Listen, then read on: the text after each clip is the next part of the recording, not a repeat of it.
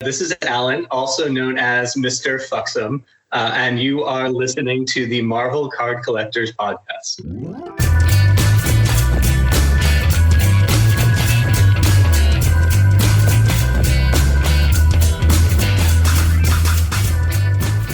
Hello, everybody. My name is Ian Taylor, and you are listening to the Marvel Card Collectors Podcast, your weekly digest of hobby goodness, brought to you by the Marvel Cards Fan Collective, an awesome community of card collectors and creators.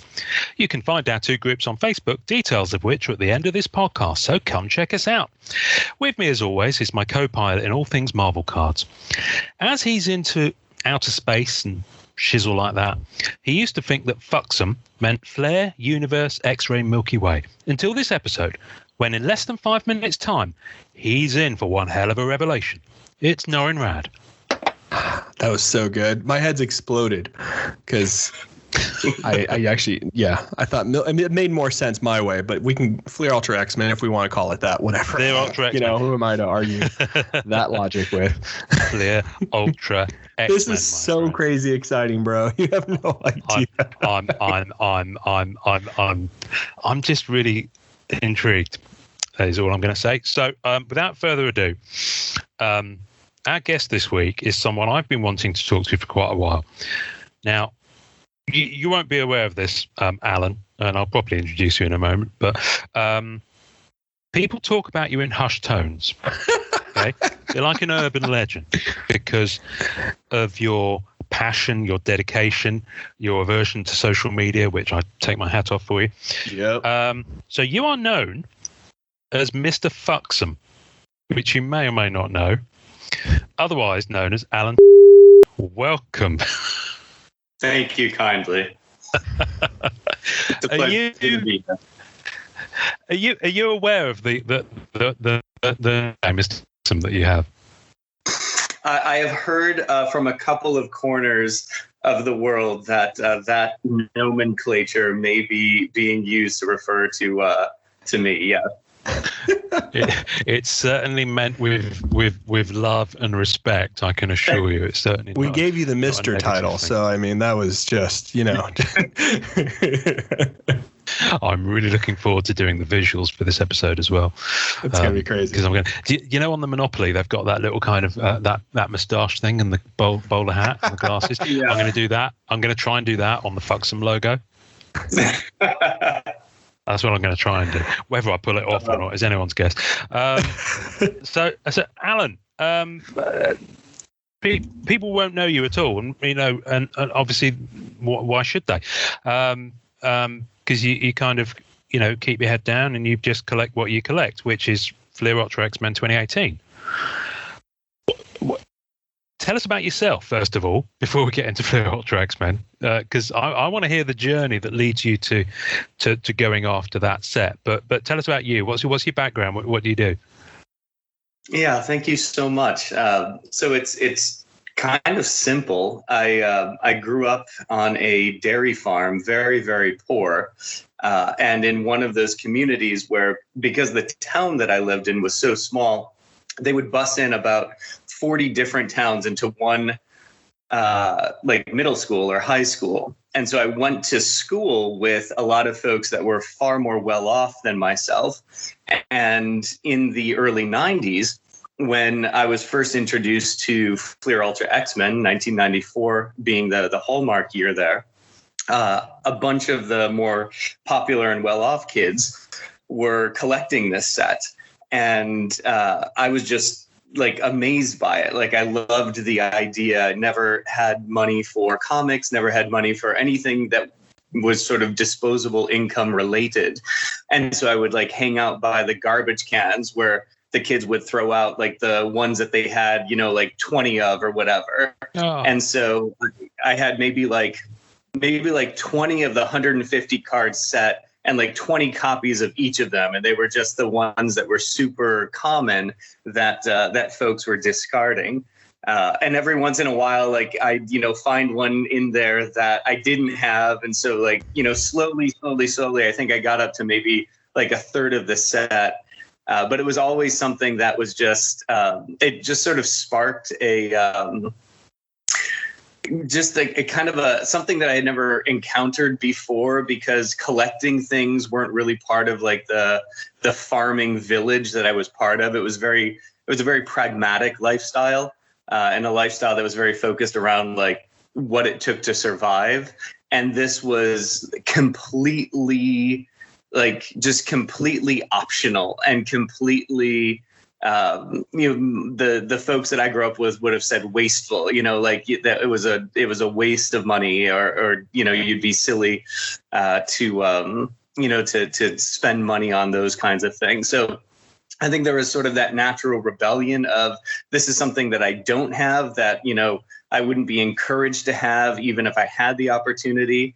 And it was such the comic movies were like just coming into the zeitgeist here in the US. And, so like the Teenage Mutant Ninja Turtles live action was like, It was exactly. So it was just like all of these things, which I had only even ever heard of on, through like billboards or something like that, because we didn't have a television for the longest time either. So I missed like the animated X-Men series, and didn't catch up on that until college, actually, which was still pretty early. It was still the late 90s, so things were just starting to happen.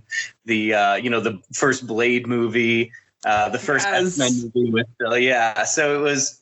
I don't know if folks remember Spawn, that first terrible Spawn movie. Yeah, exactly. I loved every second of it. Loved it. Like, things were just, I think things were moving ahead of where technology was at the time, but I love that folks were trying. And it was like all of these just, pings of like what was possible. And that was sort of, you were saying that Norrin really likes, space and things like that. I often I didn't see Star Trek until much later on, but like the idea of Picard, like sitting in a vineyard in France, like looking up at the stars, like I was sitting on a dairy farm in upstate New York, like looking up at the stars. And so there was a very special moment in my personal, my personal sort of journey that Fleer Ultra X-Men kind of was a hallmark of. Wow. That is awesome, man. That is like the best story ever, Alan. That's just so cool, man. Dude, technically, you collecting a set is probably the hardest way to collect a set is. And I remember that. It's just so funny that it's hilarious, because I remember being a kid in middle school. My next door neighbor, I've mentioned this on the show before, his parents were going through something, and it was like one of those stages where they were getting him things so he wouldn't feel the effects of the divorce type of stuff. And he got boxes and boxes of cards, and I was there getting kind of like the leftover stuff. And I think, it's just great, man. And I think so many of us who listen to this podcast or in the group have that story, man. I love this. This is the whole reason we do this podcast, is for moments like this. Thank you for sharing that, man. So awesome. Oh my goodness. Yeah, thanks for saying, and I appreciate that. I think, at the time it's easy to feel like you're the only person going through it all, but I think that's a really nice sentiment there. Thanks for saying. Oh, I'm welling up over here. Same. That was so awesome. It's funny, actually. I grew up in a very small rural town in the southwest of England, and I lived in the town, and we were poor as anything. No farming or anything, but all the kids who used to bus in from the towns around were farming children, pretty much. So it's a very, very kind of similar vibe. And therein ends the similarity, because we didn't have those trading cards in shops in the UK, unfortunately. So let's fast forward. So when did you first hear that Fleer Ultra X-Men was coming back? Do you remember that? Yeah, so I'm not sure. I think it must have been, like how Google is like always listening, and I have a Pixel phone, and so like in early 2018, I think, on my Google News feed, it said something about, like Upper Deck is reviving, Fleer Ultra X-Men or something along those lines. And because I wasn't looking for it, I've never like properly collected anything. At some point about maybe 10 years ago, I went onto eBay and I brought a proper collection of the 1994 set. Which I've treasured. I went out and I found all of like the little inserts. There were some of those special promos that showed up only in the comics and what have you. So I've sort of, exactly. I have the binder. Yeah, I've rounded out the those kinds of things. But I never went beyond that. And so when I saw this, I was like, this is way too cool. Like what's happened in the last whatever it's been. I mean, like 20 some odd years.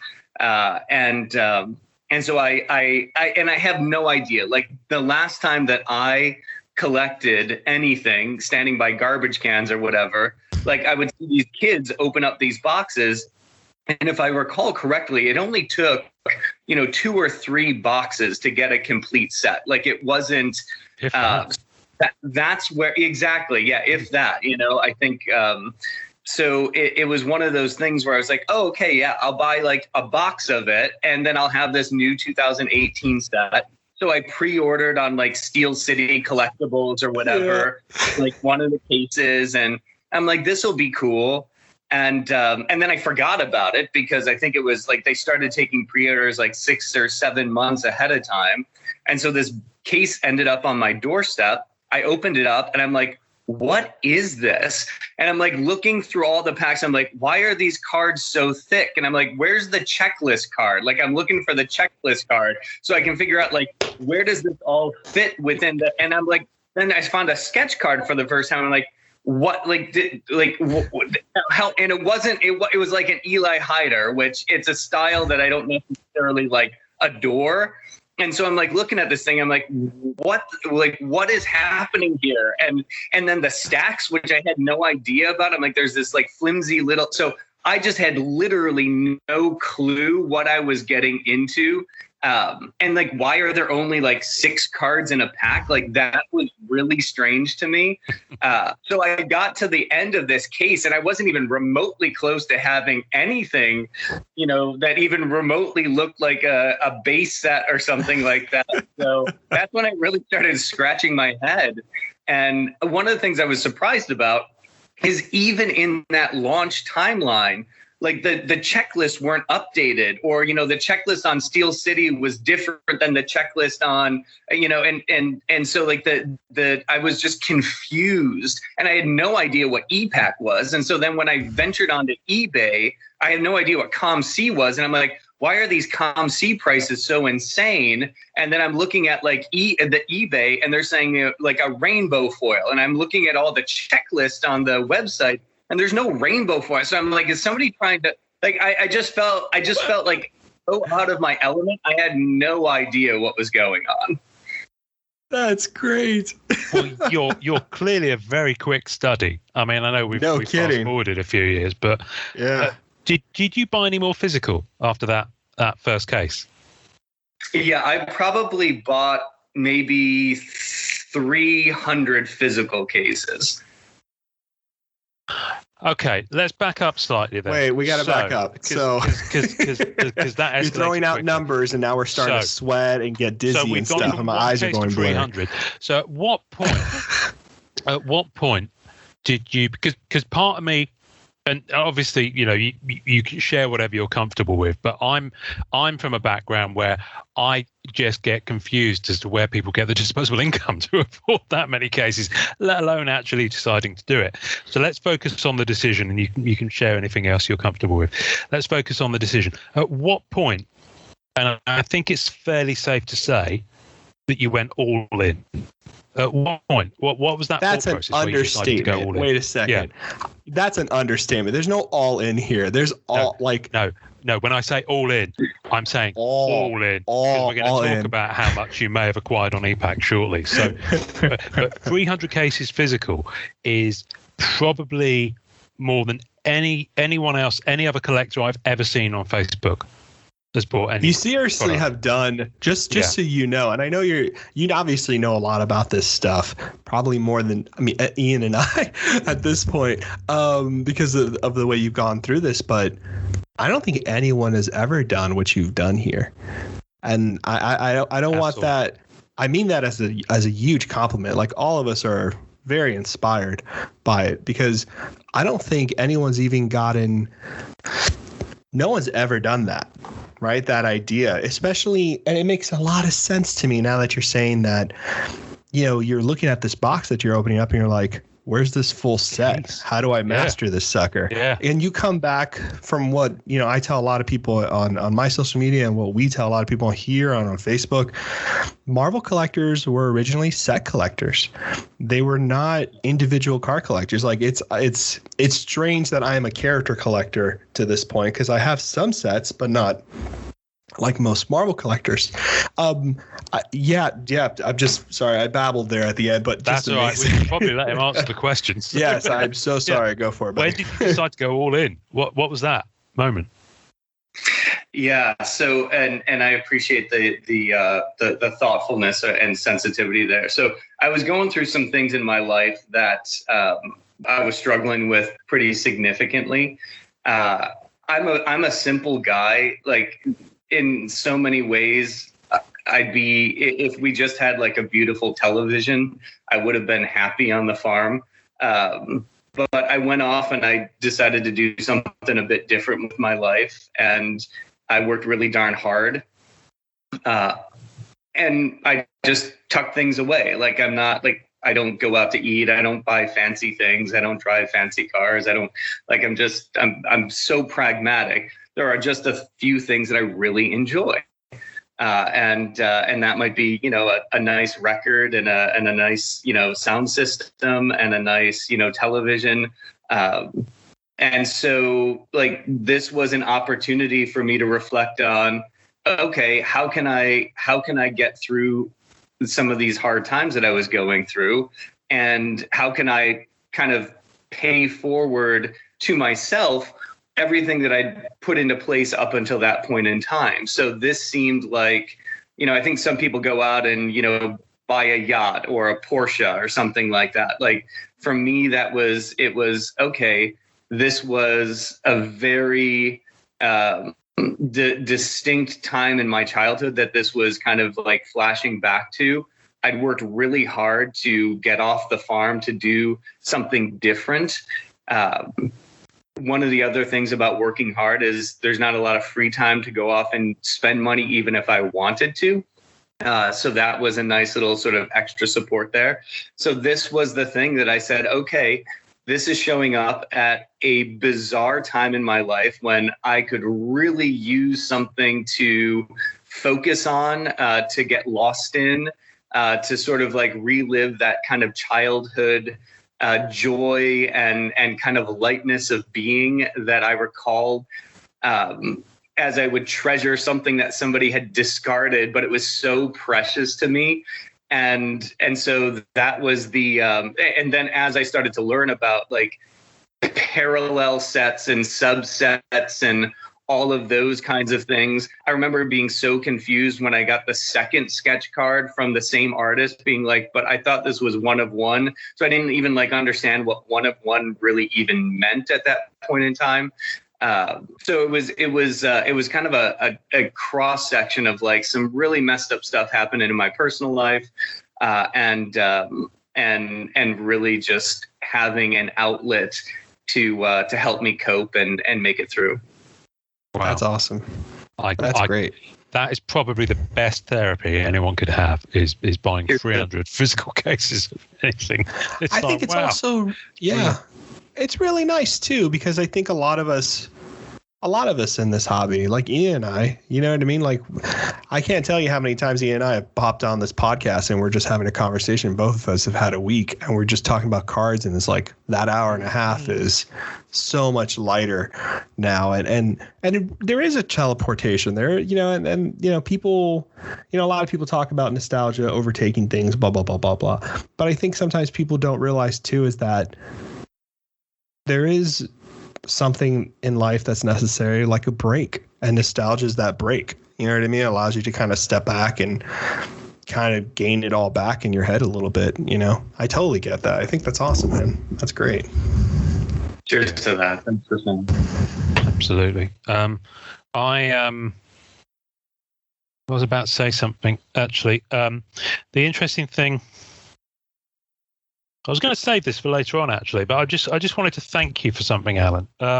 You won't be aware of this, and there's no reason why you should be. About 18 months ago when lockdown started, I'm about to massively overshare with someone I only met 20 minutes ago, but I don't care. About 18 months ago when lockdown started over here, I had to face up to some serious realities personally. And one of the things was I had loads of credit card debt, probably equivalent of maybe close to $24,000 converted. Yeah. So, and fast forward, we've had a year of austerity and then some for various reasons. And I've gradually been paring down my collection and refining things. And I sold most of my comic collection. I've been paying it off. And you recently bought some comic cuts off me. And you made it possible for me to clear that credit card debt. You were the last kind of piece of that puzzle. So thank you for that. I'm glad that you got what you needed and I got freedom from a lot of worry and stress and doubt. So thank you for that. Thank you for sharing, Ian. It is truly an honor, and I hope you know that those will be cherished and loved. And thank you so much. It really meant it. Very welcome.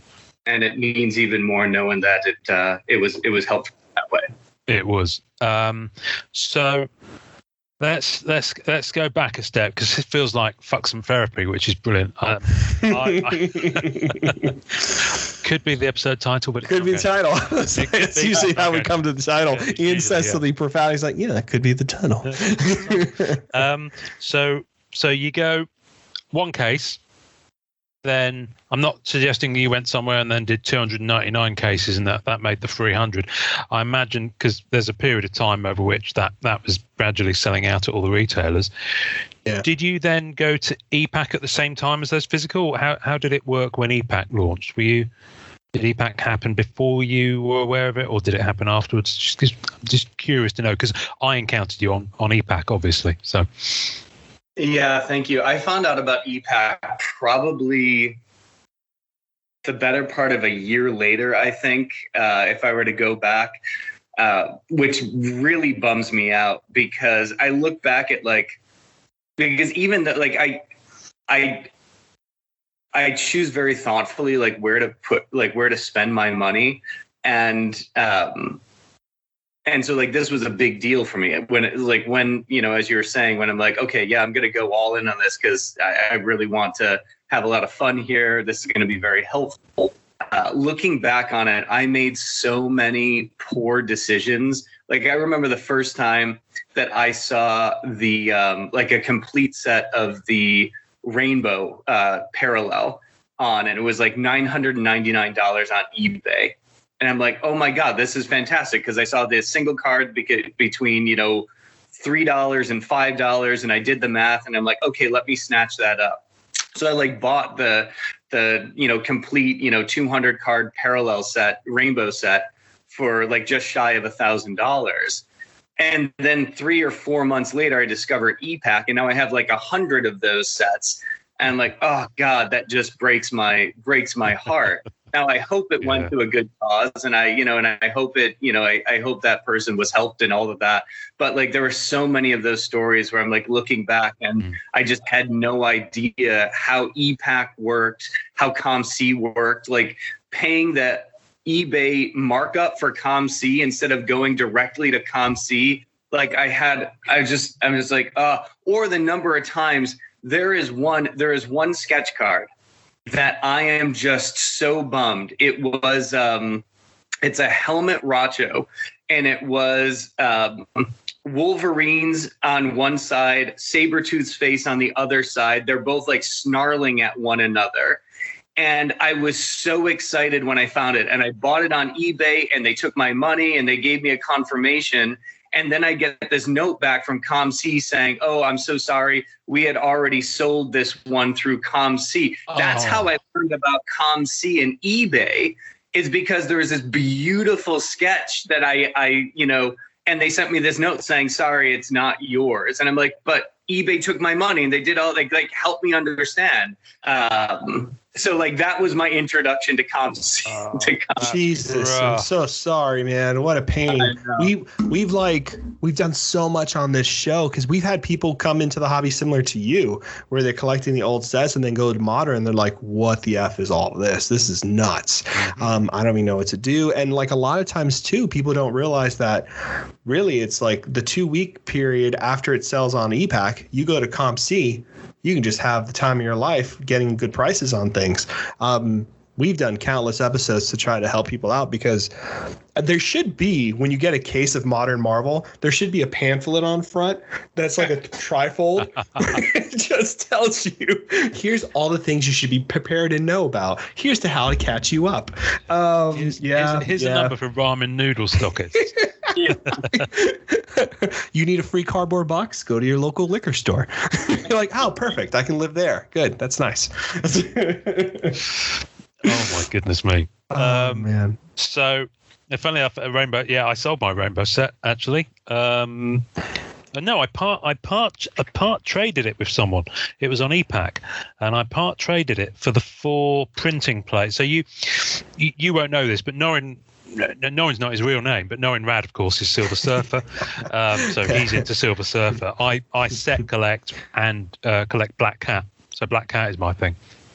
So I managed to get for the rainbow set plus X amount of dollars, I managed to get the 4 printing plates for the Marvel Anime Black Cat card, which they released on ePack as a 4 set. You didn't have to chase each set individually. It was an achievement. Anyway, so hard to get printing plates. I digress. Yeah, we'll talk about that actually. So yeah, and let's talk about it right now. Printing plates obviously weren't part of Fleer Ultra X-Men, which is a really unusual move on Upper Deck's part, because they were big in Fleer Ultra Spider-Man that you may not have dabbled in. I don't know if you. They might have just mailed them to Alan right out. They're like, what? You bought so much. I'm just. Yeah, you'd have had a ball with printing plates. Oh God, I can only imagine you and printing plates, Alan. That'd be scary. It's so funny that you say that because FUXM 2018 is the only thing that I've ever collected since in my adult life. Anything that's on ePack that isn't that was just through a trade or what have you. But ePack has never received $1 of my money for anything other than FUXM. And the same for anything physically. Like the last set that I spent any money on before FUXM was the 1995 FUXM complete set. Okay. Got it. So that's amazing, man. That's so cool, dude. Wow. Yeah, it truly is a labor of love, and it truly is like something that is just very, very special to me. So I've appreciated it. I did explore because there were some folks on ePack who were like, you should really buy FUSM. They were like, oh, it's an even better set, da-da-da-da-da. I think ultimately they just wanted to try to complete their set, but they weren't going to buy any more. So I took a peek at it just because, like, if I can help folks out, like Ian, if you want to complete the rest of that rainbow set, just ping me on ePack with whatever it is that you're missing there, and we'll get that sorted. I sold the whole thing. I sold the whole rainbow set 200. You can ping me with the whole 200 card rainbow set, and we'll still get that sorted. But like I was looking at it just to see, and frankly, I didn't like the art better than FUXM. I really like the art on FUXM better.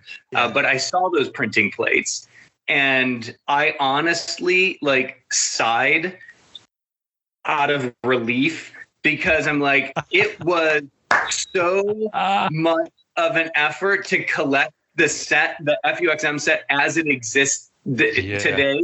Like the printing plates, I think that would have just broken me personally. So Ian's about to show you great stuff because Ian has great stuff. I'm so glad. How cool is this, Ian, that we're sharing our collection with Mr. FUXM right now? This is so much fun, Alan. And you won't have seen any of this because You're I not a don't social media, so believe you don't know. You don't Yeah. you don't By dabble the in way, that. I want you to note that this is the lineation of not being on social media. Ian is his real name. My fake name is Norn. My real name's Fausto. And then so like I'm like half on social media, half off being an alias, and you're completely off. So I just wanted to show you the bridge of what that looks like. Whereas I'm on all the time because Ian's on all the time. He's a beast. So this took 3 years. Oh, it's full MM16 Wow. surfer plate set. wow. 3 years for 4 car. It's insane. Like Wow. Ian has far better stuff, but like it's just nuts. It's nuts plates. Oh, look at that. I've got 2 of them for that card. Third one's on EPAC, and I know who's got Beautiful. it. He's a lovely fella, but we haven't come to terms yet. And actually, this is going to be one of my questions for you. I've gone hard on this one, so I've got the rainbow. So you're aware of what it means to rainbow a character, yeah? Or a Yes. card? Yeah. Yes, sir.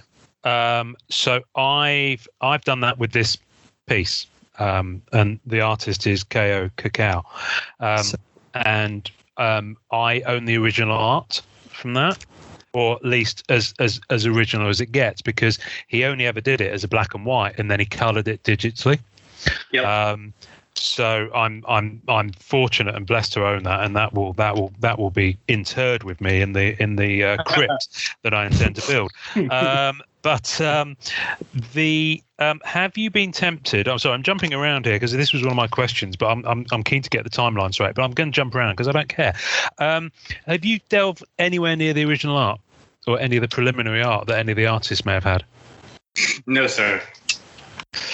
No, and I had a fine gentleman, and I'm blanking on his name, reach out to me, who had bought all of the original art for the Deadpool Around the World parallel, and he had kindly given the canvas that he had from that a good home with me, which is brilliant. I have now 9 out of 10 of the Deadpool Around the World canvases, which I thought were going to be the hardest ones to secure.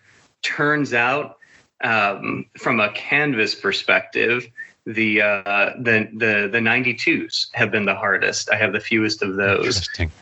Wow. Yeah. Okay. So for those who may not know, remind everyone what a canvas is in relation to FUXM 18. Oh, sure thing. Yep. So the entire 200 card base set was done in a red canvas, which is sort of like the finish on the top of the card is meant to simulate like a painting canvas. And then they have the red 1-of-1 sort of foil printing on the back. So that, yeah, that's so there's been one of each of those cards. Exactly. Wow. Right. Okay. So a question here. You opened your box, right? We're going backwards a little bit. You opened your box, you saw the cards. I want to know a couple of things. I want to know what insert drove you so excited where you're like, all right, I'm really into this. And I want to know, you don't have to tell me a character or a particular card you like. I highly doubt anybody is able to hold anything over you, but if you want to share, you can. But I'm interested to know, like, what insert or what card you were just like, oh my God, yes. And you felt that feeling from 95 again. Like, I want to know, what card did you have that experience with? Yeah, thank you so much. So the original insert blew me away. Like, I love what they, and I'm blanking on who the artist was for that one, but I just thought that was so cool. It like walked that fine line from like realistic and animation. So that subset I just thought was awesome. What subset? Sorry, what subset? The originals. I think it was Eric Wilkerson, I want to say, but I'm not sure. I think I'm just having a look. Yeah, he's in our group, and he's sold. This is why I mentioned about the original art, because both Tom Fleming and Eric Wilkerson, I believe, sold some of their. I don't know if it was the finished art, but some of their prelim kind of sketch stuff that they do when they're going through the process in the group. And I've always been curious on that one. But I'll look it up. You two carry on talking. I'm just going to pull up the checklist here so I know who's who. Wow, that's amazing, man. That's a great insert. That's a really great insert. I really, really loved it. And then from just like a pure card perspective, the art was just awesome. There were a few that just like really, really blew me away. I absolutely love, and it's funny to me because like it's almost a little bit more like simple than anything, but actually the Cyclops in the base set, where like the way that the body's positioned and he's sort of dead looking out. And I don't like a lot of the ones where they're looking straight at you because it's easier to draw something that's looking straight at you or that's looking directly to the side. So I appreciate the like the talent that it takes to draw a face off angle. But the way that Cyclops came together, and I had never even seen that. So just, like I had never even seen that uniform of his. So everything that I knew about the X-Men was really from like the 90s. So like a lot of the 92, a lot of the Jim Lee art and everything like that. So that was, so it was like a totally different, like, view of him. I also really love Kitty Pryde in this set, the base of Kitty Pryde. I just thought it was so incredibly well done. I love that. That's the one with the hand and her coming out of the exactly. Yes. Oh my gosh. I'm looking at it again because it's been a while since I've really looked at these cards.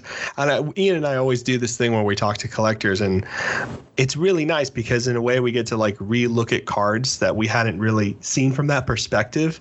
But yeah, that Kitty Pryde is great, man. That's a great Kitty Pryde. The originals is Tom Fleming. Tom Fleming. Absolutely wonderful fella. Super awesome. He's in the group and he's going to come on the podcast soon. He's a really, really nice guy. You've met him, haven't you, Norrin? He's the nicest. He's the nicest man. Like, I haven't gone to a lot of cons, but I went to my first con, really technically my first, which was GalaxyCon here in North Carolina. I'm originally from Miami, Florida, but we moved here and I'm teaching here. And I went over there and I met Ron Lim for the first time. So Ron Lim to me is my surfer guy. You know what I mean? Like that's my man right there. I was like, Ron! And I was like yelling and all that stuff. He was very nice. And so I got to see him and dork out for a bit. And then I look around and I'm like, oh my God, there's Tom Fleming. Super down to earth. Just we spoke for a while. We hung out. I bought some prints from him of like Spectre and Magic. So just some like really cool prints and super nice, very kind. And he laughed a little bit because I looked and goes, "You have any of your originals?" He was like, "Nah, they're gone." And I was like, "No," because I had my fingers crossed that maybe there was one like hiding somewhere. But super nice guy. I think that's the fun thing about collecting too. Is like for me. And you know this now, Alan, right? Like, start collecting after a while. Like, the collection gets better when you know the artist is, like, super nice, super cool. You just look back at the work and you're like, okay, yeah, I feel comfortable about this. I like this. Yeah. Yeah, I love that. Yeah. What was your... before we go on. I mean, I was about to ask you a question that what was your strategy and what was your goal? And it's some might jokingly be shouting at whatever they're listening to this on and going to own everything. Bah, humbug. But genuinely, I was just curious. What was your as you were getting into it, I know you wanted to complete the set, and obviously you got the rainbow set, and you subsequently ended up with 300 others or however many it is. What did your goal change as you were going through it, or did it refine, or what was your, and where do you stop? I guess is the question as well. Yeah, thank you. So I don't intend to stop. I kind of think that this will be kind of like the last set that I ever collect, and like 20 years from now, we could have what do you say, FUXM therapy, 20 years later, what have you.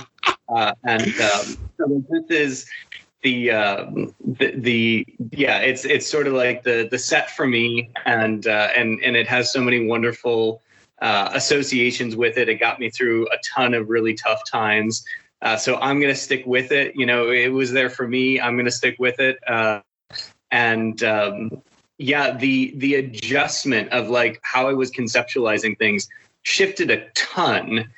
One, because I was just ignorant around like how things worked and what a set really was and what was included in that. And then overlaying the, EPAC, specials or achievements or whatnot.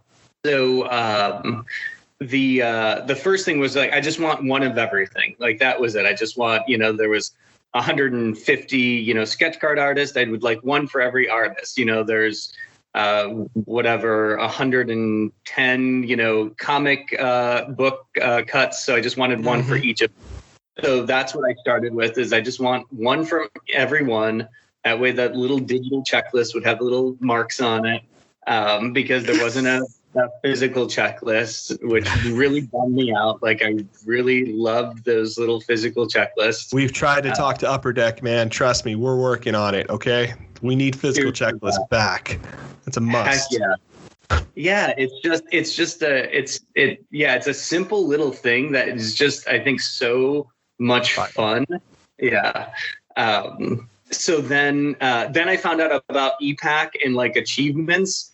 And then I like the Old Man Logan, had no idea, saw it like online, saw it on the side of the box. The physical boxes had it on the side.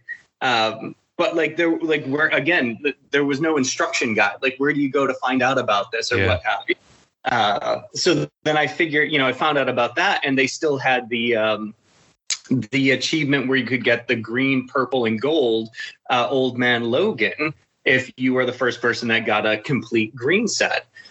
So then I said, well, let me try to get a complete green set. And that's really what I was chasing for the longest time there. But at a certain point, folks just stopped buying. Like I would go back on and there weren't really any new, it didn't look like any new cases had been broken or whatnot. So, and then I think that I didn't even know about like hiding cards either, which was an interesting thing from like a community perspective, because I thought it was like about sharing collections. EPAC can be a nasty place. I don't know if you have found that. Oh, thank you. Yeah. I just was just like, especially for somebody who was new, like I got like yelled at so much about, I'm just like, hey, I'm trying to figure this out, or, just leaving like a note, like, hey, just new to the platform. Like, can you help me out here or let me know like what's going on or whatnot? So, I was like, you hope people are like, that was one of the things that I really loved about being tangentially, I was the guy standing by the garbage can waiting for the throwaways. But as I like watched everybody else who was collecting, it just seemed like such a cool group to be part of. And I think that was a big part of it. It's like, I'd love to be part of that. So it's like, oh, there's this online community or whatever. And I'm like, oh, this isn't really nice at all. So that was a kind of an eye-opening thing. So then when I didn't realize that people had things locked, and it's like, then, so you didn't, I don't know. So it was like, okay, I don't think that there's anybody here that I can trade with. So then I just kept buying the cases, and it was the green Banshee. The green Banshee was the last green parallel that I required before I could have a complete set. And I travel a ton from work. A ton for work, and like literally like 50 out of 52 weeks a year. And so while I was in an airport, or while I was in like a cab going someplace, I'd literally have like EPAC open on my phone and like open a digital case, and I'd literally be singing Green Banshee, Green Banshee, Green Banshee, like I was gonna will this thing to life. And I'm sure like the taxi drivers and the other people in the lounges and everything like that were thinking I was a bit mental. But the reality is that I remember very distinctly, I was driving back from a business trip in Boston, and I live up here in Vermont. And so I was driving from Boston up until Vermont, and I was at a red light or something. And so I'm like, okay, I'm going to open up a case, and I hit the green Banshee on that. A dear friend of mine by the name of Steve Frank, who's an incredible human being. Okay, yep. Folks know him here. Okay. Oh yeah, the best. Yeah, just an amazing guy. He helped to educate me big time as well, and so I'm eternally thankful for him. And so he was sort of like my partner in crime, getting up to speed on what's going on, and I wanted to help him so that he had the PMG parallels and everything like that. And so I had hit that, and I'm like, okay, do you want to turn it in or do you want me to turn it in? So it was. He's like, why don't you go ahead and turn it in, and then I'll get the next one or whatever. And so it was this fun little that was the little glimmer, EPAC glimmer, if you. So just a huge shout out to Steve, who has just been again amazing, and there's another fine gentleman that goes by. I think it's online. I think it's Sketch Card Collector. I think is it Rick or Ricky? Rick. Rick. What's that? Yes, I think it's Rick. Yeah. Let me see. Just another great guy that I have so appreciated. So there's been a handful, and I'm leaving some other folks out. It cracks me up. It cracks me up because you're part of our circle, and I don't think I just realized how part of the circle you've been. It's Ian and I talk to Steven, Ian and I talk to Rick, and it's just funny to see how this circle's you know what I mean, happening here in the background. That's classic. Oh, that's awesome. Wow. Steven very kindly sold me his Rainbow Fleer Ultra Spider-Man Black Cat achievement. Well, it's not an achievement. Well, it is an achievement because you have to get 100 base cards to get the thing. So, I was able to do the Rainbow Web of Spot, which is one of the hardest cards. Rainbow Webs and impossible because of Frank. A lot of people, but mostly Frank, and he knows it too. Because I randomly I'll look at my cards and I'll message Frank, like, man, thank you so much, Steve. I don't know why. Yeah. No, he's a mensch, I believe is the correct super expression. Nice. But no, lovely guy. That's great. Oh, so rough. Do you know? I mean, I think you can go and look at it on EPAC. I think you can look at your purchase history. Do you know roughly what volume of cards on EPAC you've purchased, or how many cases, for example? Do you have any clue as to that number? That I really don't. I could do the math. It was a few. A fair few.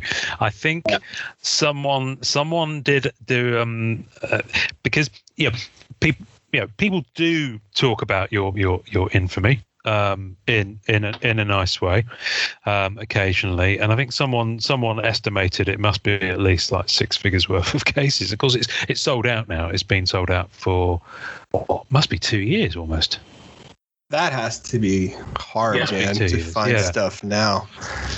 So yeah. I mean, obviously, what was your when you knew it was selling out? But what we saw with Fleer Ultra Spider-Man, you may or may not be aware of this, but Fleer Ultra Spider-Man kind of had its last few months on EPAC that was tying in with the current boom. Because obviously once COVID happened and lockdown, trading cards became the hottest thing ever, Be they Marvel, Magic, Pokemon, you name it. People went mad for hot because they can't fly or go on business trips or stuff like that. Yeah. So Fleer Ultra Spider-Man, and in that period, PMGs, so those greens you were talking, they were the PMGs, weren't they? They were the Fleer Ultra X-Men. So Fleer Ultra Spider-Man, weirdly, I've not, don't make you know it, I don't see the same heat on the Fleer Ultra X-Men PMGs, or at least I don't see people talking about them as much as the Spider-Man ones or the Fleer Retros. I don't want to point any fingers or anything, but they can't find them, so that's why, Fair enough. Fair enough. I don't want to put anything out there or throw anybody under the bus or anything, but no, I'm kidding. No. I think, yeah, it's weird. I don't think people understand. I think it's very hard, like you said, Alan, right? It's really tough to figure out these modern sets. You know what I mean? Yeah. It really is. Like, we have someone in the group, Jonathan Dunn, super awesome guy. I'm sure you spoke to him in some circle of some sort, who was in Fleer Ultra Spider-Man and is really kind of like group expert along with Steven.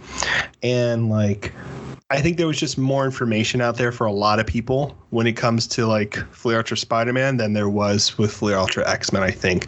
But yeah, because people don't realize that those Logans, those old man Logans, special. Yeah, those are really special. People don't understand yet, and they will. They, you know what I mean? Right now, a lot of times, and you know this, right? You haven't been on social media, and I'm rambling a little bit here, but you've seen, I'm sure, the heat that suddenly Marvel's getting, right? Marvel cards have been getting. Have you noticed that? Has that touched your perspective yet? So only through the lens of Fleer Ultra X-Men. So technically right now there is a resurgence of Marvel for cards, and people are just going all in on Marvel cards, graded cards, all the stuff. I definitely think it's smart that you stay away. Stay in your safe space. We all wish we were back in our safe space. And so it's gotten really popular. So a lot of people tend to hunt what they can only find. You know what I mean? And Fleer Ultra X-Men is beloved by you, but other collectors too. So a lot of that stuff is just not visible for a lot of people. So I think that's why they don't really understand not only the power of PMGs in Fleer Ultra X-Men, but those achievements of PMGs in Fleer Ultra X-Men. I mean, and you have, I'm assuming you checklist all of the PMGs from Fleer Ultra X-Men by now. Yeah, it looks really beautiful in a binder when you go left to right across all six, and you have the silver, the bronze, the red, the blue, and the purple. It's just something special, I think. Wow.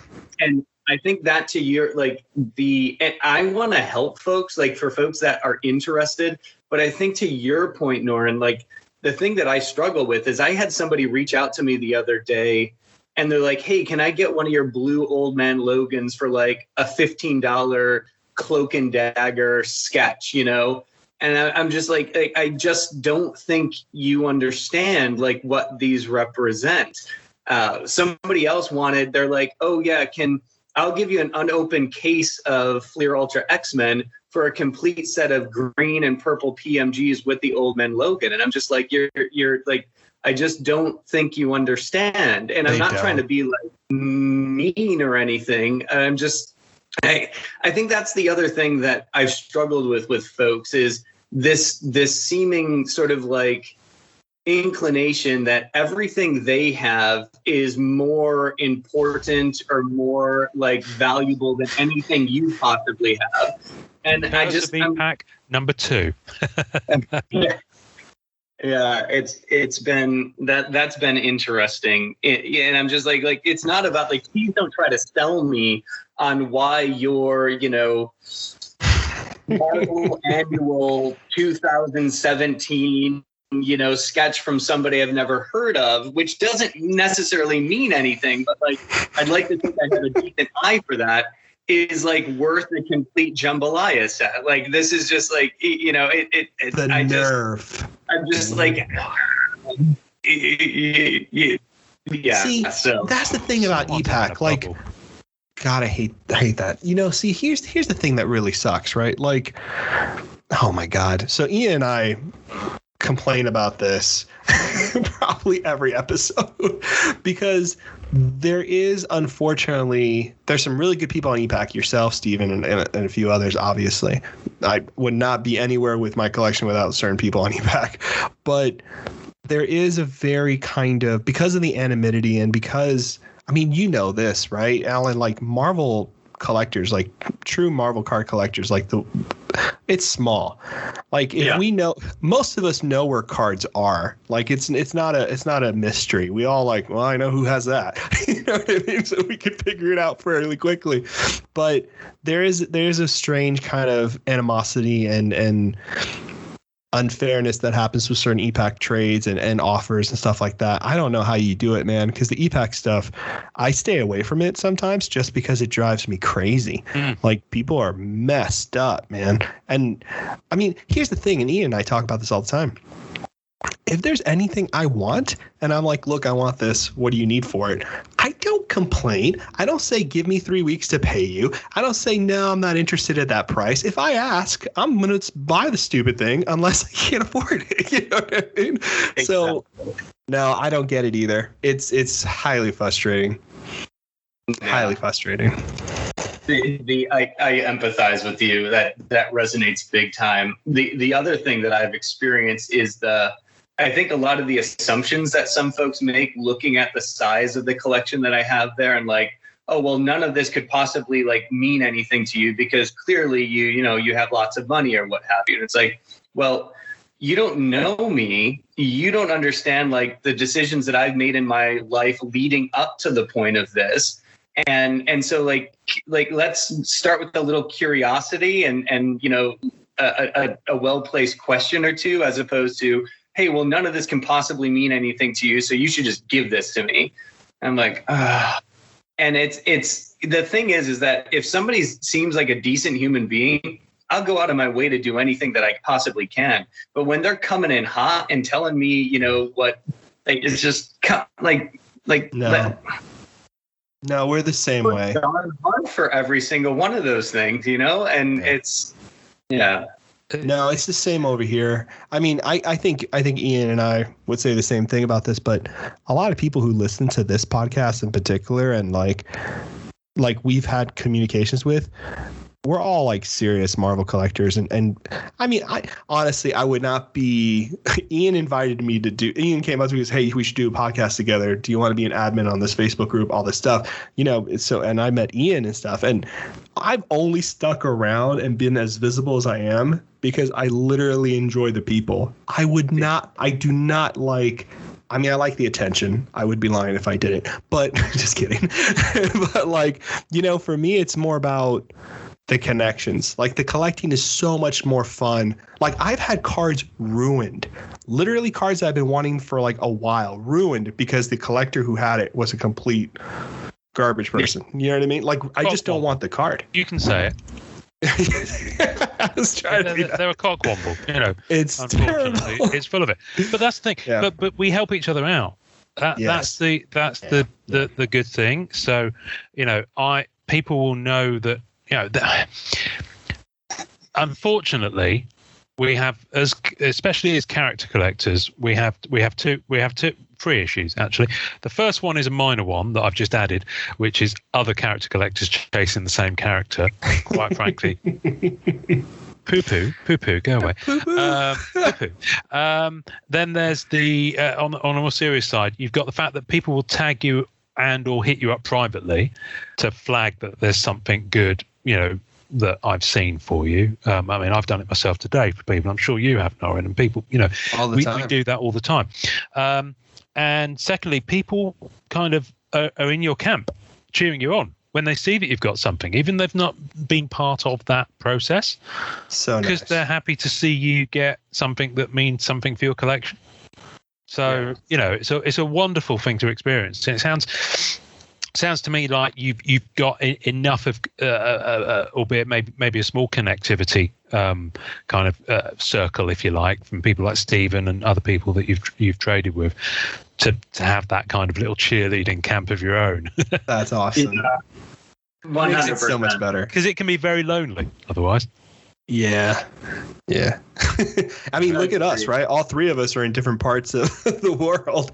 You know what I mean? And having those connections really helps, because I got no one here around me being like, my wife actually made it. My wife's super supportive and super nice about my collection.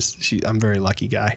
But she was funny one time because I was like, hey, hon, you want to see the sketch card of Silver Surfer? And she was like, what, is he like this? Or is he like this?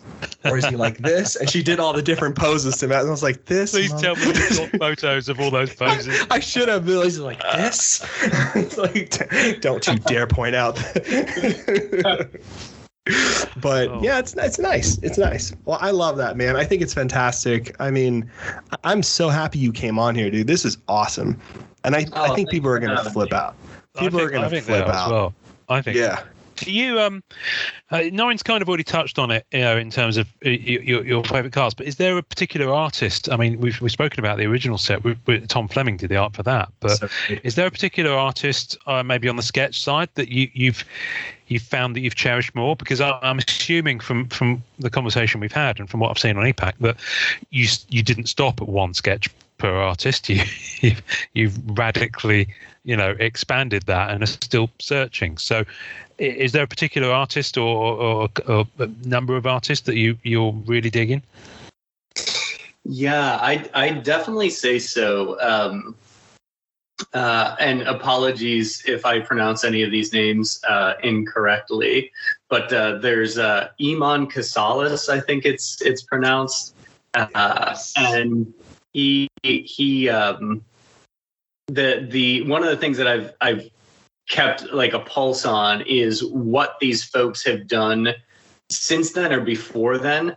Interesting. And I just love what he did on for FUXM. I had his 5-piece, which has the entirety of like the X-Men roster charging up against Magneto.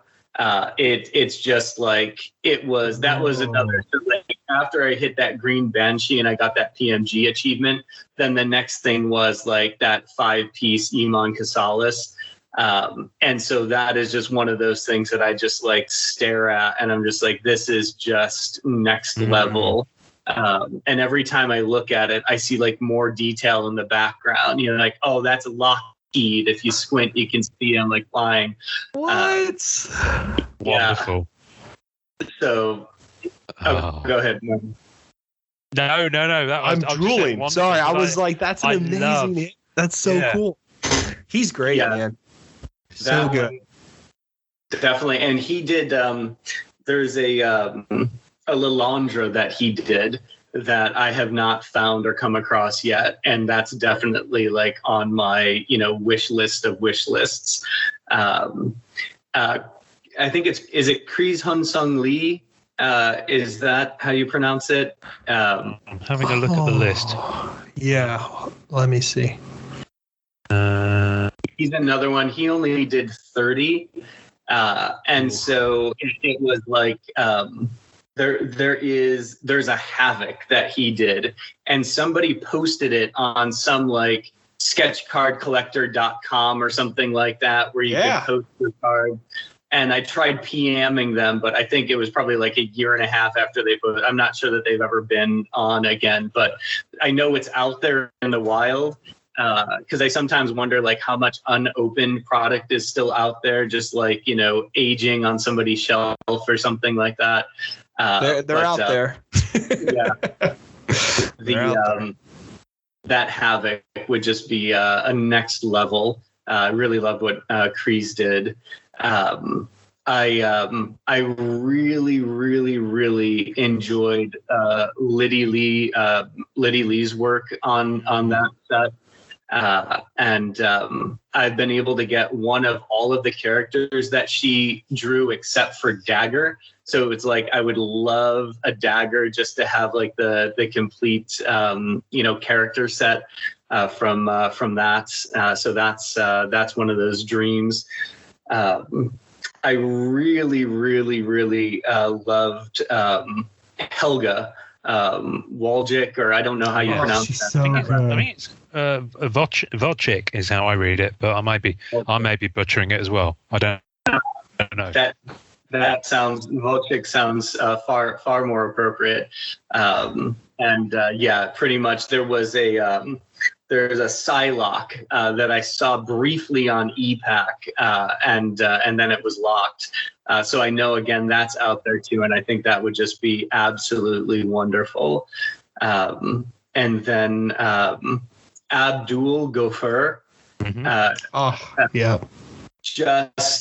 and he's one where I stumbled onto, whereas like on EPAC, you could, they had like the 5 pieces or the 4 pieces or the 3 pieces and whatnot. Abdul did a 3-piece that was just sent out into the world, and I was able to get all of the pieces of that, and it is just beautiful in my opinion.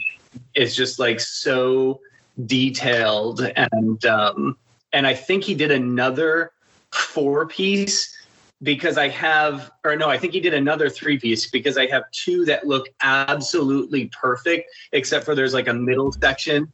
And so I'm like wondering, like, will there be, like one of those that shows up one day and it turns out that it was a puzzle this entire time? Puzzle sketches that are split up. I love that. Yeah. That's amazing. That's so painful when puzzles are. You know what's funny to me though, Alan? You've had all the experiences of a true Marvel card collector by collecting one set. Have you noticed that, Ian?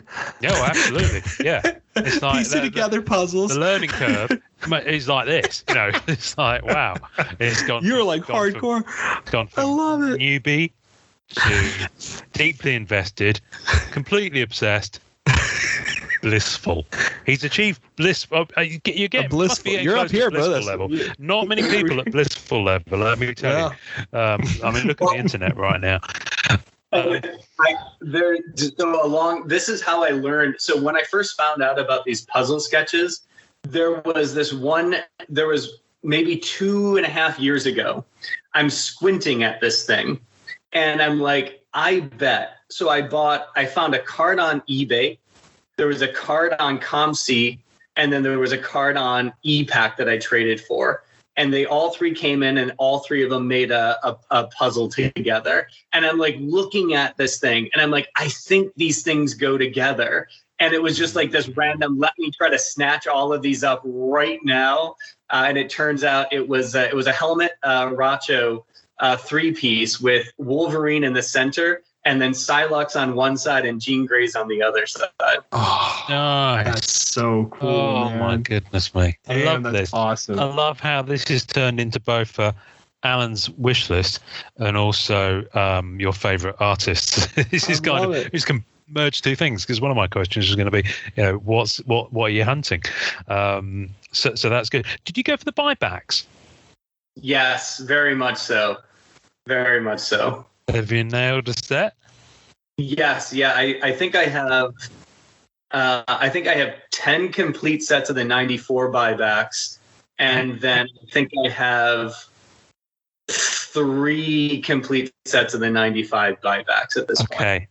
Let me just, for anyone who doesn't know how big a deal this is, to even get 1 complete set. Wait, are you serious, Alan? You really did it? You've got 10 complete sets of the 94 buybacks. Oh my giddy on. Wow. Aren't the buybacks awesome though? I feel like no one's talking about them, but I love the stamp. I think it's phenomenal that they're numbered. I'm like obsessed. What are they numbered to? I love the buybacks. Clear Archer X-Men. I was a little surprised. Some of them were in like really bad shape, and it broke my heart because like one of the things that I've done to kind of like keep myself keep the hope alive as I keep trying to find stuff is try to get as close to the alphas as possible. And what breaks my heart is when I get like an alpha and it's just beat up. And so it's like, I'll put the number 2 in there, which is pristine. And then I'll just tuck the alpha behind it in the binder. Behind it. Oh, that's so good, man. I love that. Yeah, I'm the same way. That's so funny because like it's cracking me up because I've never met really, there's never been a set collector at this level for modern Marvel cards. You know what I mean? And it's funny how many parallels there are between you and character collectors. You know what I mean? Because at that point, you start getting, it's so hyper-focused, right? And this is the only set for you. This is the set for you. I should better say that. So it's crazy to see that. Wow, that's amazing. So, okay, so my hunch here is that we've got a couple. So I've always had questions for you. You've answered them. The one question was always, so the guy who's doing this, he must be going for the one of one set. But now I'm realizing it's not just the one of one set you're going for. It's just that this is the set. So whenever you go to buy cards, this is the set you buy. It's not like you dip, you know what I mean? So, okay, see, that makes a lot of sense to me now. Oh, that's amazing. But Wow. just as, because I asked it, I've just answered it. The 94 buybacks were numbered to 50, Yes. and the 95 were numbered to 20. 20. 20. Okay, because I thought it was tough within Fluor. There was a new Marvel Metal. They've resurrected the Marvel Metal brand with Metal Universe X-Men earlier this year, and they did buybacks in that from the Marvel Metal 95 set, and then numbered to 10. You can't put together a full set because some of the Fantastic Four characters are still banned. So on the There's no checklist, you full have big set? gaps. Yeah, you can't. So even if you wanted to go for a full set of buyback, you can't. You go for, I mean, I've been lucky enough I haven't collected that set at all, but I've managed to get the buyback of Black Cat, and I got the Omega, I got the 10 of 10. Nice. And it's pristine. It's in really nice beautiful. condition. It's lovely. So I'm happy with that. That's that set done. Wow. Okay. So you've buybacks. That's ticked off. Let me have a look then. So have you? Obviously recently, I know you bought some comic cuts off me. Are you? I remember trading 4 comic cuts from you back in the day. So clearly, at this point, you're no longer just going for one of each. You're maybe trying to get as many panels of that issue together. Yes, I've literally. So this has been kind of like a fun journey. Because I never owned any of the comic books growing up. This set prompted me to go out. I actually bought one of each of the full comic books that they actually had comic books from. So I've literally structured them in my binders as if you're reading the pages of the comic book. And so that's been awesome to like get to know the stories that I'd never read. I've got my hand up here. So Yes, sir. Are you telling me that you've bought a copy of Giant Size X-Men #1? Yes, sir. Oh, as an inconsiderably wise choice, sir. Considerably wise choice. Wow. My goodness me, I'd love to own a copy of that. And how's it feel? Just the smell of some of those old books is The amazing. smell. It is. So that's like the, I'm very much like still, pen pencil kind of a guy. So the sound of those sort of crisp pages, brittle almost pages turning, the smell, the stories that I conjure up in my head when I look at the pieces where somebody cut the coupon out for like the little seahorses, like get the little package of fried seahorses, add water and grow your own or whatever. Yeah. I love it. If anyone's ever done that, by the way, contact us. Let us know how you get on. It's one of those things I've always been curious to know. If anyone actually ever did that, if anyone actually ever did those coupons that make you look like Charles Atlas that were on the back covers, if anyone took Norman Rockwell up on his offer of getting kids who like to draw, that was on the back of so many issues, and actually you say that, and a lot of the movie stars these days probably did go and do those muscle things. A lot of these artists probably did take them up. So maybe we're seeing the fruits of our labour, and no one's admitted to it. So cards. I know.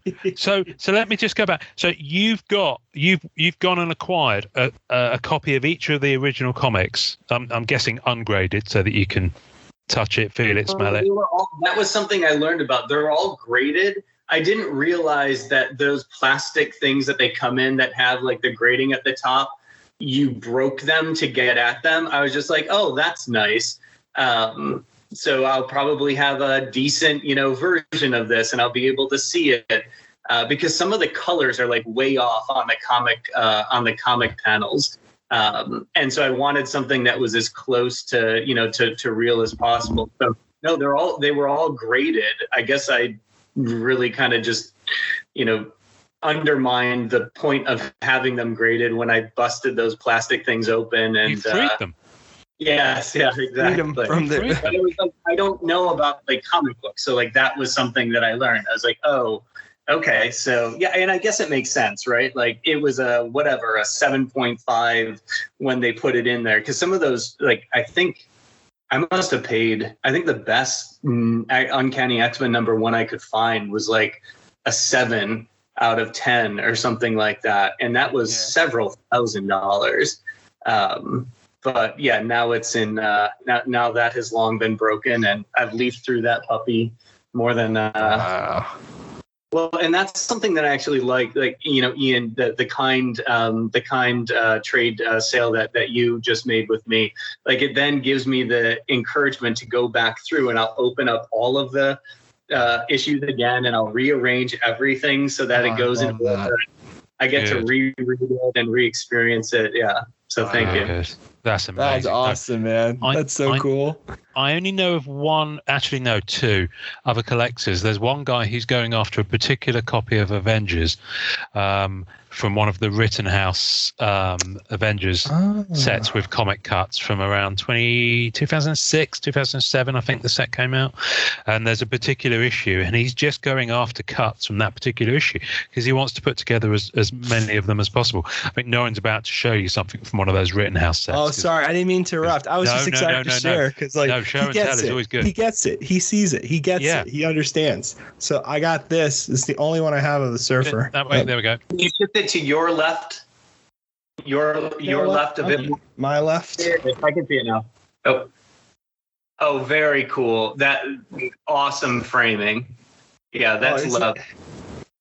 Dude, this is the only one. Ian has good ones. Surfer's banned, so he's kind of hard to find. But like, I'm in the middle of.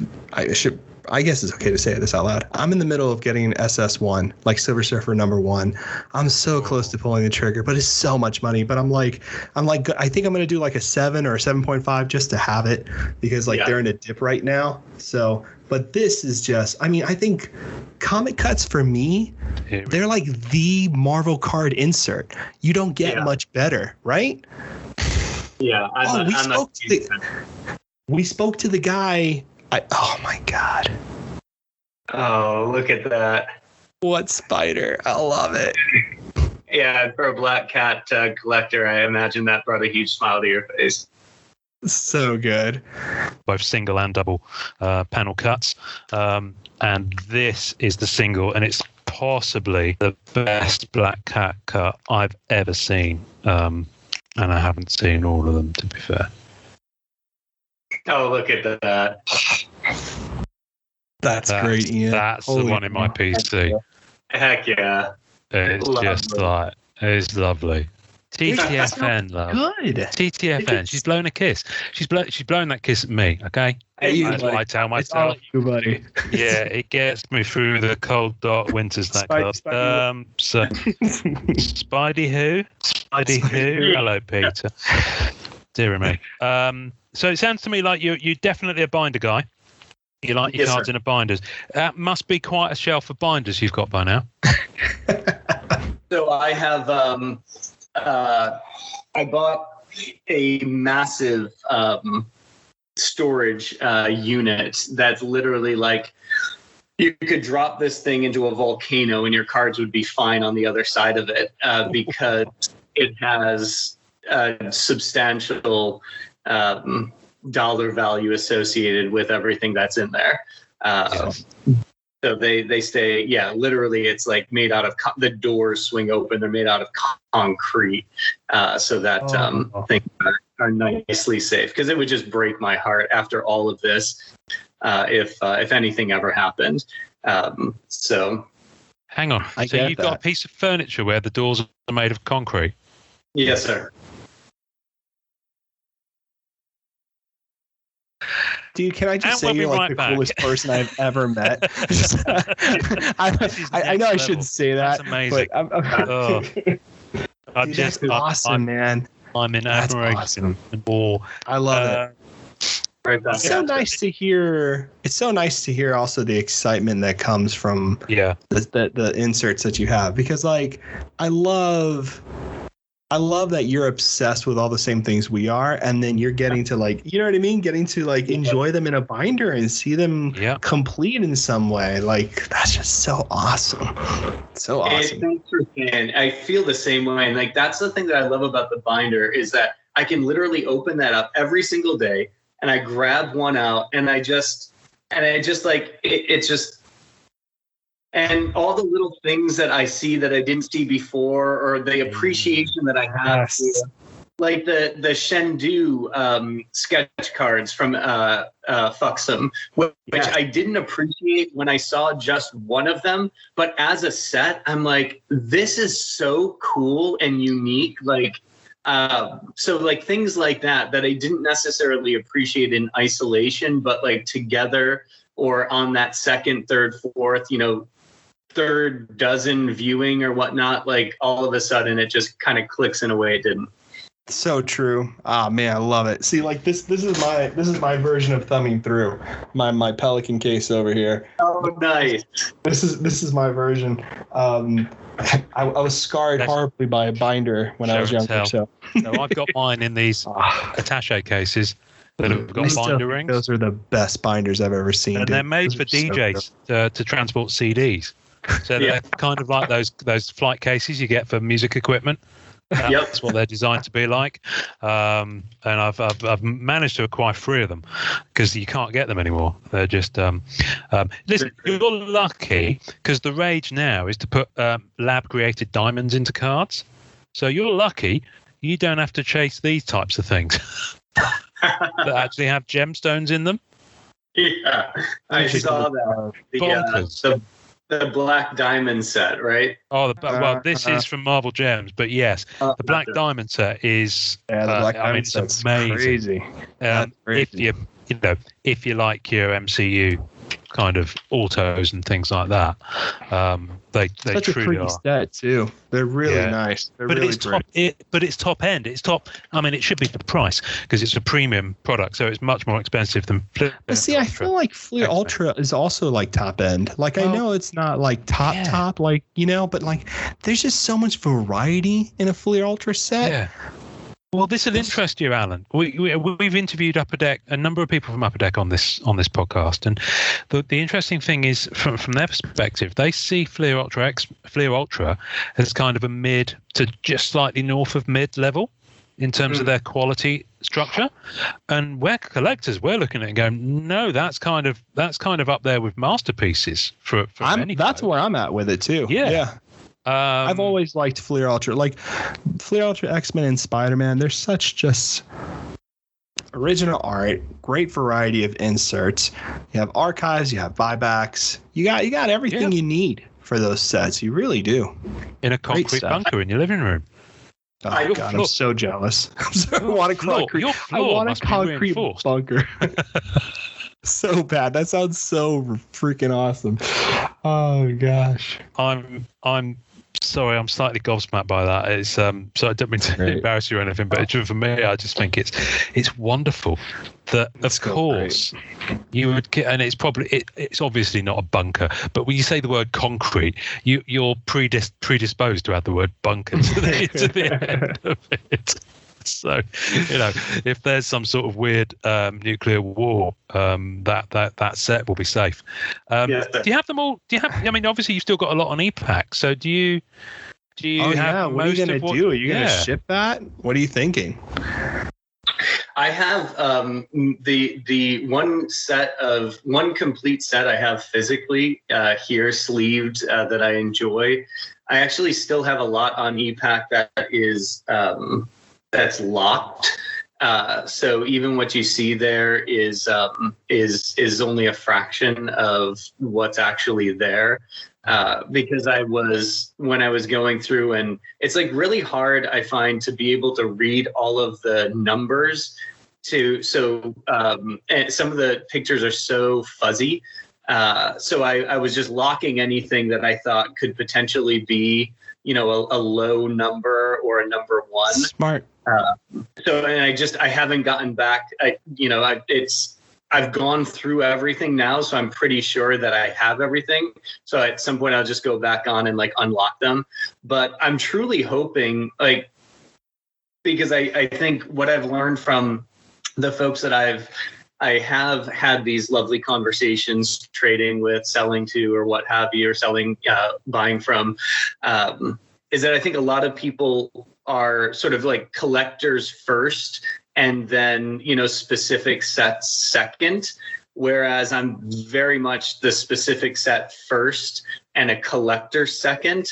And so I'm hopeful, like, to the extent that folks just enjoy sketches, or just enjoy comic panels, like, you can get those in other sets. And I was looking at, I think it's the Black Diamond set, or maybe it was the Marvel Universe, Marvel Metal Universe set, where there's actually a lot of the same issues that they did comic panel cuts compared to the FUXM. So it's like, if anybody's out there and they're like, you know what, I just want a cut from this, this comic book, I can get it from, another set. I'd love to, I'm absolutely happy to, like, you want a complete set of blue PMGs with an Old Man Logan, and you're up for, giving sketches or comic panels or whatever a good home, because you can get sketches and comic panels in other sets. Like, let's talk about it. So one of the reasons that I'm leaving it on ePack is for the ease of transferring that, if somebody wants to give it a good home. And I'm happy to be generous. Like, I want to share the joy and the love, but I also want to do it in a way that I think is respectful to the product, which isn't a $15 Cloak and Dagger sketch for a, blue Old Man Logan PMG. That's completely reasonable and sane. Very. How strange. Yeah. Reasonable and pragmatic. Two words that you don't associate with some folk on ePack. I'm not going to say it. Do you plan to... So obviously this is going to be an ongoing journey, because, who knows how much stuff is out there, and there will be some, you'll see stuff pop up in 10, 20 years time from this set. Oh, yeah. Do you have any plans in the future to maybe share what you've collected with anyone else, either by a website or some sort of video tour of your concrete vault with us? I'm just saying a good video segment would be here. That would be smart in the future. I'm just putting that out there. Just saying. I think for you fine gentlemen, that could definitely be in the cards, no pun intended. But I also I have a special lady friend that bought me for any Big Lebowski fans out there, that bought me a very high quality scanner, and so I intend to scan everything. And then put it on a publicly available site for folks to take peeks at and enjoy. I also like the idea of enjoying it, because I'll tag it by, like, character as well as, artist and what have you. Because one of the things that I enjoy doing is, like, well, who did my favorite, like, sketch of Sunspot or what have you. And fascinatingly, it was like Devin Dorsey. And it's like, I would never have thought that Devin Dorsey would make, my favorite whatever list in any way, shape, or form. But the Sunspot is just, like, next level. So I think finding some of those little gems in otherwise, sketch card artists that, again, don't necessarily have a style that significantly resonates with me, I just absolutely love. So yeah, I'm very much looking forward to doing that. It is on my list. I now have the equipment, and now it's just going to be about the time and doing it. Wow, dude, that's going to be so awesome. And it's so true, man. Certain artists just do characters differently. Like, Ian and I had the same conversation where we're like, because Ian, fortunately, the parallels are so funny. I've seen over 400 sketches of Silver Surfer now. Have to be around there. And it's crazy to, like, look at them and be like, this artist's reputation is not anywhere near here, but damn, they do a good surfer. And it's just so cool to get that experience after seeing so many. Yeah, love that. Love that. And there's awesome. There's some, I've seen thousands of Black Cat sketches in my time. I'm sure. And taken a swing at quite a few and missed. But, the ones I've got, I trimmed my collection of Black Cats last year, because your tastes change over time when you're a character collector, and Norrin's had sketches that you may have felt that connection when you bought it, but 10 years down the line you're like, no, it's not quite feeling it. And it's going to sound really crass and teenage, but my my yardstick now is, would I like to kiss her? Yes, I would. She stays in the case. It's Norrin's shaking his head, but it probably sounds really silly, so I'm going to stop. No, I think it's what I love is you've identified a standard, and you're holding your collection. Standard. It was, it's one of these things. I remember when I was thinking, how do I judge this? How do I judge this? And ultimately, I started collecting Black Cat because I fancied her when I was like 12. So what are you going to do? What are you going to do? You went down to the roots. Understandable. I did. Went down. I'll stop digging. We need to hook you up with a rather fine gentleman who's been a guest on this show, who is a character collector next level, Doctor Strange Archive. And that is his website. Yes. He is an archivist of all things Doctor Strange, and that extends beyond trading cards. He does comics, original props and film sales and scripts from the movies that were attempted in the 70s. I think you guys would get along famously. Packaging that comes in like on Twinkies and things like that, cereal box, I mean, you name it, anything with Doctor Strange. He does talks on archival protection. He does displays at shows. He's built, because he's a really good craftsman, he's built like wooden chests to hold his cards. He's built an Eye of Agamotto that he displays. Seriously. Really cool guy. And he's got a website, so you don't even have to go near social media to enjoy this, Alan. So with your... if you ever want to, we'll connect you to, and you can, because he will certainly be someone good to advise in terms of, and I'm sure lots of people will help, but in terms of the website stuff, in terms of, how to maybe protect some of it, I'm sure you've probably got your own, system going on, but, it's always a first day at school with this stuff as far as I'm concerned. There's so many. Keep asking him stuff. Yeah. He's a lovely fella. He really is. And he won't be after any of your He doesn't collect X-Men. He collects Doctor Strange. So, Alan, you've been delightful. I love it. So I think you've said you've kind of touched on this, but is there anything you want to say to all of our listeners and anyone who may be holding any Fleer Ultra X-Men cards? Oh, that's very kind. Thank you so much. And thank you for having me, and thank you for the lovely conversation. And truly, if anyone is looking to bring a smile to somebody's face, or, give some FUXM, especially, sketches, comic panels, canvases, a good home, they would certainly be loved. And I would love to chat. So thank you for that, and for those that are currently enjoying it as much as I am. Cheers. Well, Alan, I don't think I've experienced anyone who has quite had an experience as you have with enjoy collecting. Thanks for listening to the Marvel Card Collectors Podcast. Visuals and tasting notes for each episode can be found on our Facebook page. You can subscribe and leave us a voicemail via our home on anchor.fm/MCCP. We're also on iTunes, Spotify, and all major podcast platforms. Please take a second to subscribe, like, and review our show wherever you get your podcasts. Our podcast can be found by Googling @the MCC Pod, which will also find us on Facebook, Twitter, YouTube, and Instagram. Our Facebook community is at MCCW, Marvel Card Collectors Worldwide, and MMC, Marvel Masterpieces Collectors. The great music we use is called Rocket Power by Kevin MacLeod. Thanks to the collectors, artists, and creators who support the Marvel Cards Fan Collective. We'll see you next time, and remember, it's a small hobby but a fun one. Make mine Marvel and enjoy collecting.